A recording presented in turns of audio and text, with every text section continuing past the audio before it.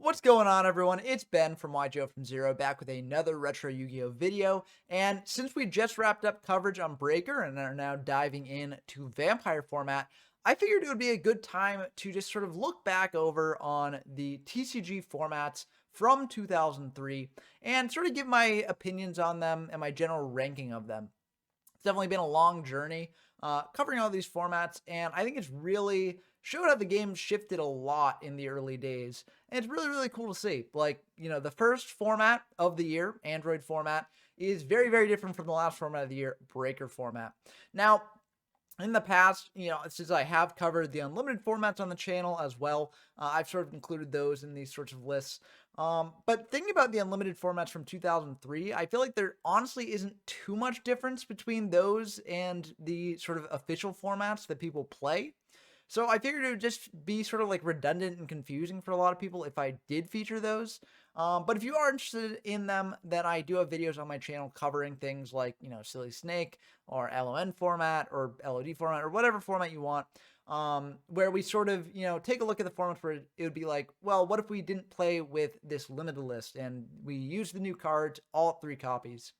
Um, I don't really think it changes too much overall, except for like some very specific things.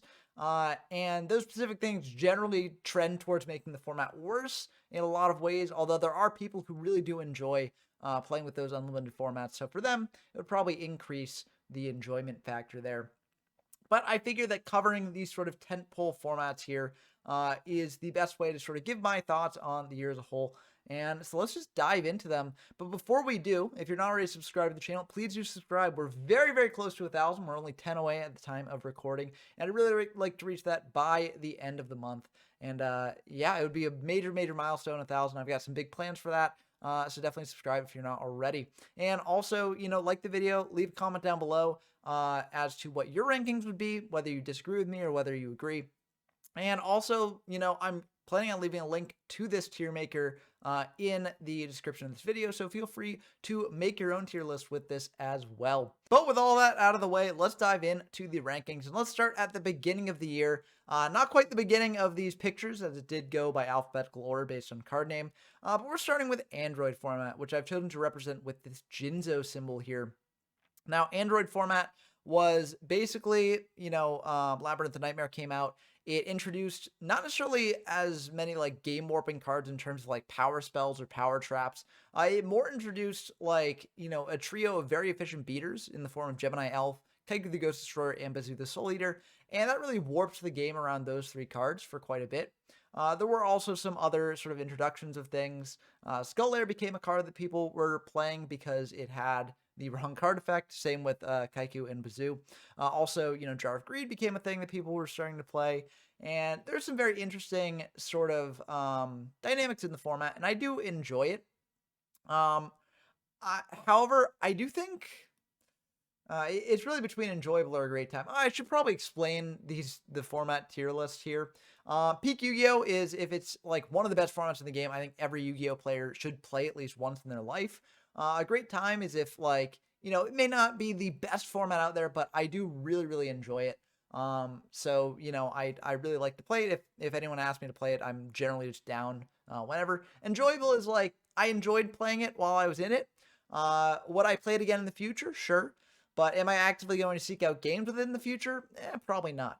Frustrating is just like, I can see some of its merits, but for me personally, I did not enjoy it for one reason or another. And unplayable is just like, I'd recommend everyone to stay away from this format. While there are some things to like in every format in the game's history, some are just much, much worse than others, and unplayable is the worst of the worst there. But so for Android, I'm kind of struggling between putting it between a great time and enjoyable. Um, yeah, like I'd play this format again in the future. Like I do enjoy it. So it's definitely not frustrating or unplayable for me. But like, would I actively say games in it? Maybe not. It is fun, but like a lot of the decks are kind of samey. Because the existence of Gemini, Kaiku, and Bazoo are so powerful that it sort of pushes a lot of rogue decks out of the metagame. And people have been experimenting with different things you can do in Android format. But those experiments haven't generally been too successful. There have been some things here and there, like there was an Equip Aggro list that managed to top the last Android tournament that we held. But, it's unclear whether that's actually because it's like a very good deck or whether it was a very good player or, you know, I think I'm just going to put this in enjoyable. I think like while diversity isn't necessarily something that I need in a format to make it like really, really fun for me, I do think that the lack of diversity in Android makes it so that a lot of the games feel like very samey. And I think that oftentimes you don't necessarily want to be in those sorts of situations. Like you want like if the games are going to, be relatively the same, you want the technical play and stuff to be on a very, very high level and very, very interesting. And Android does have that occasionally. You can see that in many of the gameplay videos that I presented there. But it, isn't quite the same level as something like, a goat control mirror in goat or something, right? Like, I think that Android for me just lies in that enjoyable tier where, I think it's a good format. For me personally, though, it's not my favorite format. And, yeah, so I'll put it in enjoyable. But, again, no means putting this format down. I think it's really fun, and I think that you should check it out. If you are interested in playing those sorts of beaters and just playing some good old-fashioned DM era Yu-Gi-Oh! Because this is like right in the center of it, and I do think it's a good representation of a period of time where like, it's not like the early Wild West days where it doesn't even feel like Yu-Gi-Oh! But it's also not like the sort of broken level that it will get to by the end of the year. So I think Android's good for that. Moving on, though, next we have Joey-Pegasus, which didn't actually introduce too many new cards to Android format. It just introduced, like, Starter Deck Joey, Starter Deck Pegasus, and some video game promos. But the cards that it did introduce were pretty insane, like Graceful Charity, Sinister Serpent, Scapegoat as well, Harpy's Feather Duster. Just so many busted cards coming out in Joey-Pegasus format that it really does warp the game quite a bit from Android. And this might be a bit of a hot take for me, but I'm going to put it in frustrating, actually. I do think that this format does have merits. Like, I think that if you enjoy, like, playing games that feel like the anime and, playing games that are, like, very, very swingy, I think that this format, it has something for you because Grateful Charity's at 2 copies. And that is, for me, a kind of a deal breaker because when a player opens, like, Double Graceful, for instance, while the other player also has Double Graceful in their deck, opening all that draw can draw you into things like Imperial Order, which can then shut down your opponent's Gracefuls. And it can just lead you to like very, very sacky games that I personally don't quite enjoy. While I'm okay with some level of sack, like I've made a discussion video on sacking in the past and why I don't necessarily think it's the worst thing in the world for a format. And of course, some of my favorite formats that I've covered on the channel do feature a large amount of sacking. There are different levels of it, and I think that some are much more frustrating than others. And I think when you have the amount of draw that Graceful Charity gives you at 2 copies, it really does just completely shift the game for the first person, much more than a lot of other formats on this list. And for me, that's why I find this like very frustrating. Much more luck dependent on a lot of other formats. And so for me personally, if someone asked me, would you like to play Joey-Pegasus again in the future? I'd probably say no. Like if there's a tournament in it, I'll play the tournament. But I'm not going to actively seek out those games or even like really casually play it. So that's my views on Joey-Pegasus. If you like it, then that's good for you. I want to encourage you to, try it out more. But for me personally, it's just not my cup of tea. Moving on to the next format, and a format that I think solves some of the Joey-Pegasus format problems, ironically, because you wouldn't expect it to, given the degenerate card representing it. We've got Fiber, and Fiber for me, I'm gonna put in a great time. Fiber format introduced the cards from Legacy of Darkness, so it had things like Fiber Jar in it, it had things like Ejected Fairy Lily in it, Exiled Force, Reinforcement in the Army. A lot of very, very influential cards in the game's history came from Legacy of Darkness. And while Fiber Jar has a reputation for being incredibly degenerate, I do think that it sort of counteracts a lot of the imbalance that Joey-Pegasus can give you because if you have cards that can draw you a lot into your deck, then one player can get majorly up on card advantage while the other is very behind. And if the player who's behind does have a Fiber Jar, they can set the Fiber Jar, reset the game state, and potentially come back from that. So I do think that Fiber Jar is somewhat healthy in that format, and it's kind of weird to say. If you've never played these formats, I could imagine you sort of like, gaping at the screen, being like, what are you saying? But it really does feel that way when you play the format. And the format, I think, is really, really cool. You have to constantly balance like being aggressive and, playing conservatively, because with Fiber Jar, when it resets the board, the only thing left is basically the damage, right? And so if you get in a bunch of damage early, then that's very good for you, even into a Fiber Jar. But also, given that Fiber Jar can reset the game just like that, you do run the risk of, if you're using like Lily to get in that damage, you're damaging yourself and you're opening yourself up to damage pushes as well. So there's some very interesting dynamics in Fiber format. Still one of the newer formats that people haven't really explored as much, as us covering it on the channel was really the first like major in-depth reevaluation of it. But I really enjoyed what I played of it, and I would definitely be down to play it in the future. And we'll probably host some more tournaments for it in the future as well. And those tournaments are always held on the YGO from Zero Discord, link in the description down below. Great place to find games in all the formats that I mentioned here, as well as any other formats that I've covered on the channel. So next up, we've got Yata format, which is kind of interesting, kind of unique among these other formats, because it's actually a Worlds format. It doesn't necessarily abide by all the TCG rulings at the time, so things like Kaiku, Bazoo, and Skull Lair work the way they were intended. And yeah, so it's the Worlds format, and I actually think it's peak Yu-Gi-Oh!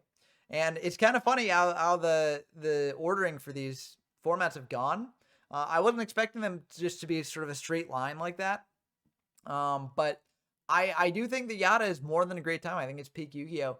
And it was interesting because when we were, live streaming the finals of it, we were live streaming with some great GOAT players, and we were sort of discussing how like Yata feels sort of like early GOAT in a way, because it feels like there is so much depth to the gameplay, but people haven't really, sort of dug deep and found the super optimal builds of decks, the super optimal strategies. There's still a lot of upheaval going on.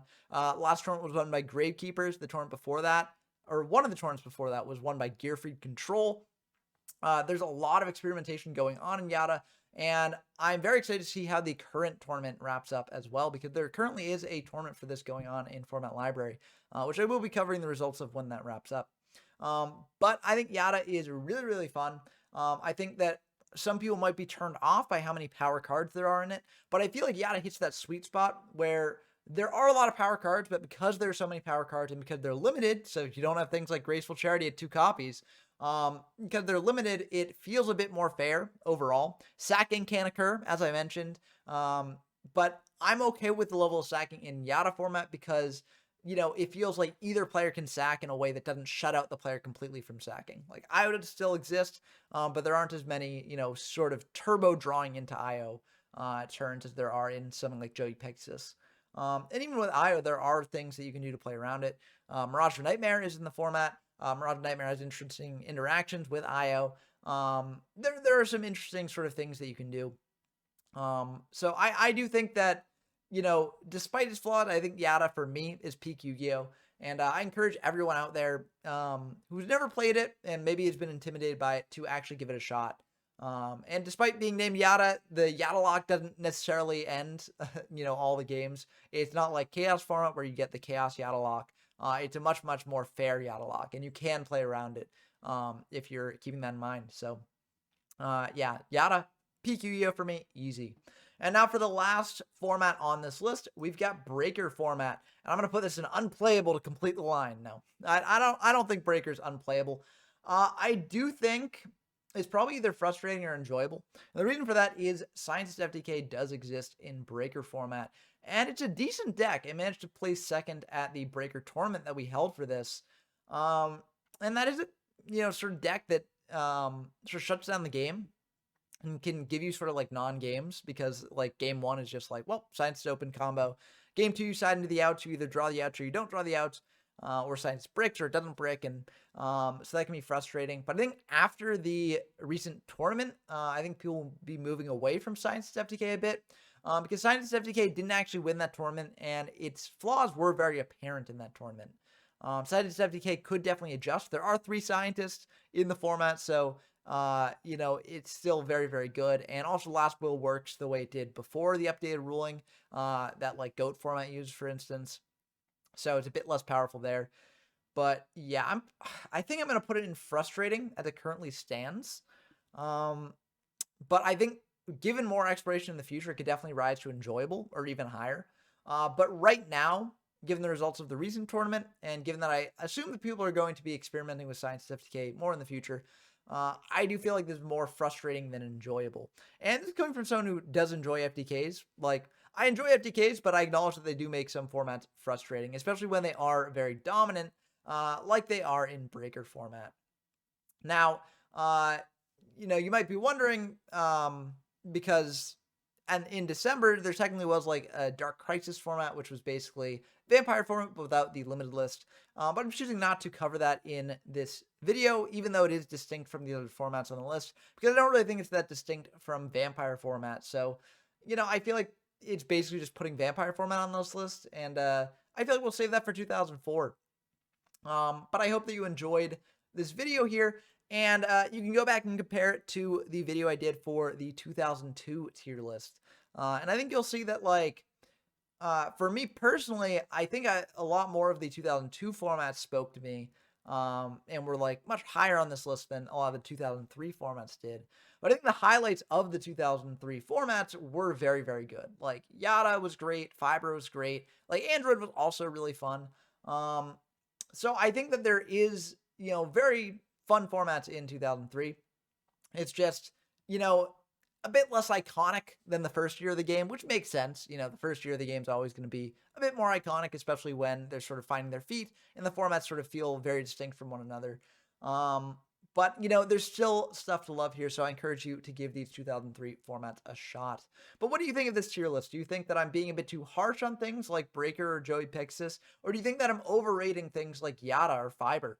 Let me know down in the comments below. I love discussing these things with y'all as always, and I look forward to hearing your thoughts.